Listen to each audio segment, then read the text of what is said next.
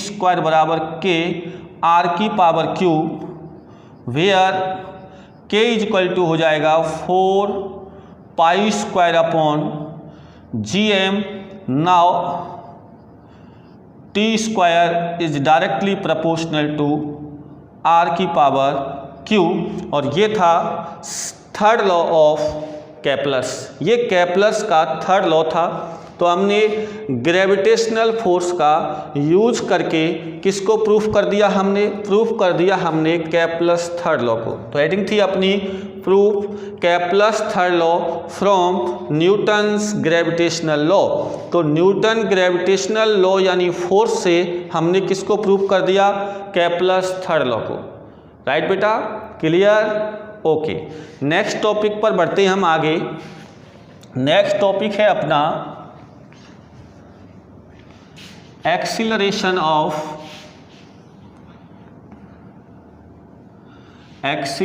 Of gravity. अगला टॉपिक है एक्सीलरेशन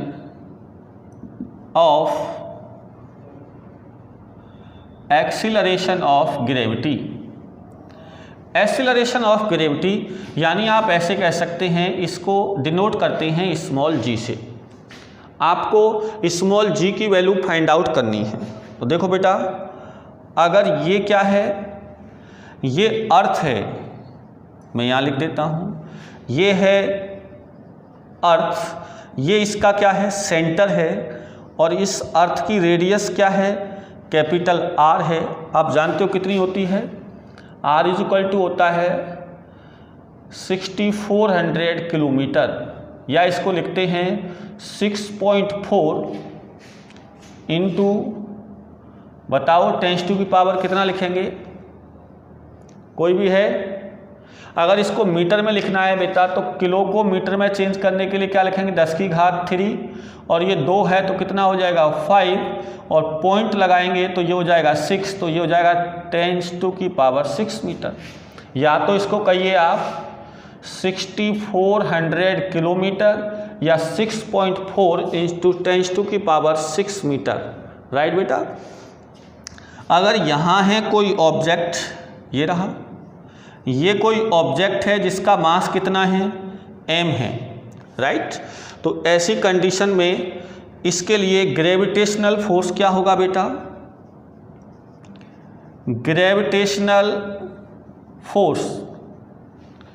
ग्रेविटेशनल फोर्स यानी आप ऐसे कह सकते हैं कि इस ऑब्जेक्ट पर जो ग्रेविटेशनल फोर्स अप्लाई होगा वो होगा F =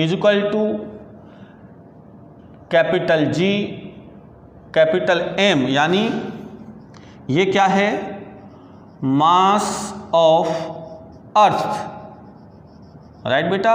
mass of earth capital M and small m यानी mass of object upon capital R², equation number first, right बेटा। इसके बाद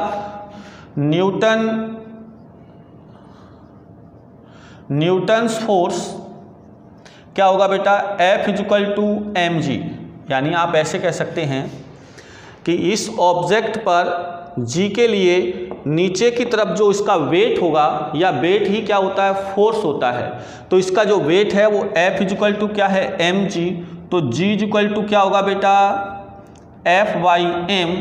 अब क्या करेंगे, इक्वेशन फर्स्ट से F की वैल्यू क्या कर देंगे, पुट कर देंगे, तो यहाँ से हो जाएगा G capital M small m upon R² और अपॉन m, स्मॉल m से स्मॉल m कैंसिल, तो बेटा स्मॉल g = आ गया Gm अपॉन R², यानी ये किसकी वैल्यू हो गई बेटा, अगर g कांस्टेंट है, m कांस्टेंट है, और यदि r किसी भी प्लैनेट्स के लिए अगर आप g निकालना चाहते हैं, यदि r बदल रहा है तो g बदलेगा, राइट बेटा। यदि m कांस्टेंट है तो g तो ऑलरेडी कांस्टेंट है, होल यूनिवर्स के लिए यूनिवर्सल कांस्टेंट है, g किसी भी प्लैनेट्स के लिए चेंज नहीं होता। लेकिन अगर मास चेंज ना हो, रेडियस चेंज हो तो भी g चेंज होगा, और यदि रेडियस चेंज ना हो, मास चेंज हो तो भी g की वैल्यू क्या होगी, चेंज होगी, राइट बेटा। अब जैसे अपन ये बात कर लें कि जो मास है, क्या है, मास के लिए अगर मैं इसको बात करूं तो ऐसे भी तो लिख सकते हैं अपन इसको, कैसे, देखिए इधर आप जानते हो डेंसिटी रो बराबर क्या होता है, m/v, यानी मास अपॉन वॉल्यूम, सब जानते हैं, बोलो। अच्छा, जैसे अर्थ के लिए बात कर लेते हैं, तो अर्थ क्या होता है, एक स्फीयर होता है, क्या होता है, एक स्फीयर होता है, और एक स्फीयर का वॉल्यूम क्या होता है बेटा, ये होता है 4/3 πr³, राइट। तो यहाँ से मास = क्या होगा बेटा, मास = होगा v वॉल्यूम इंटू डेंसिटी, तो मास = वॉल्यूम कितना है, 4/3 πr³ रो, और अगर इस मास को यहाँ पुट कर देंगे तो ये हो जाएगा g upon R² into 4/3 πr³ रो। तो ऐसी कंडीशन में R² कैंसिल, क्या बचेगा R, तो ये हो जाएगा g = 4/3 g πr रो। मतलब अगर रो कांस्टेंट है, अगर उसकी डेंसिटी कांस्टेंट है, डेंसिटी का मतलब है, डेंसिटी कब कांस्टेंट होगी बेटा, डेंसिटी तब कांस्टेंट होगी जब उसका वॉल्यूम क्या होगा, कांस्टेंट होगा और मास कांस्टेंट होगा।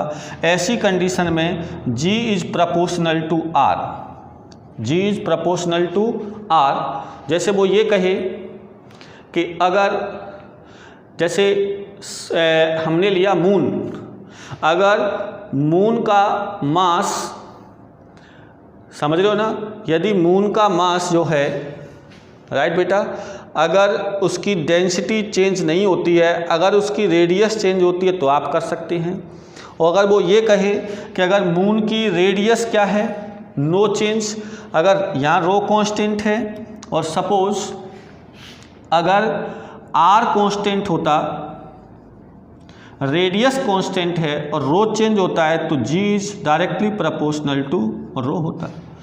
यानी ये आपको चेक करना है कि न्यूमेरिकल के अंदर कांस्टेंट क्या है, यानी R कांस्टेंट का मतलब और रो कांस्टेंट का मतलब समझ जाइए अच्छे से, ठीक है ना। तो इस प्रकार हमने क्या पढ़ा, ये हमने कंप्लीट कर लिया, ठीक है ना, क्लियर है। रो कांस्टेंट है, रो कांस्टेंट है तो G is directly proportional to R, यानी रो यदि कांस्टेंट है तो ऐसी कंडीशन में क्या होगा, रो का मतलब क्या है, डिस्ट्रीब्यूशन ऑफ मास। यदि मास का डिस्ट्रीब्यूशन कांस्टेंट है तो उसकी रेडियस पे क्या करेगा, डिपेंड करेगा, राइट बेटा। इस कंप्लीट। नेक्स्ट टॉपिक यानी चेंज इन G, यानी जो G है एक्सीलरेशन ऑफ ग्रेविटी, अगर उसमें चेंज है वो कैसे होता है, ठीक है ना। G में चेंज हम नेक्स्ट टॉपिक में पढ़ेंगे। धन्यवाद।